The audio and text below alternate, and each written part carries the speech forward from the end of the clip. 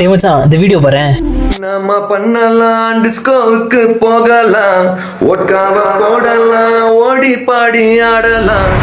என்னடா லேடி பாய் rain Moon போட்டுட்டு இருக்காப்ல, ஒருவேளை ஃபேக் எதுவும் இருக்க போதுடா? ஏய் உண்மையிலே தான்டா.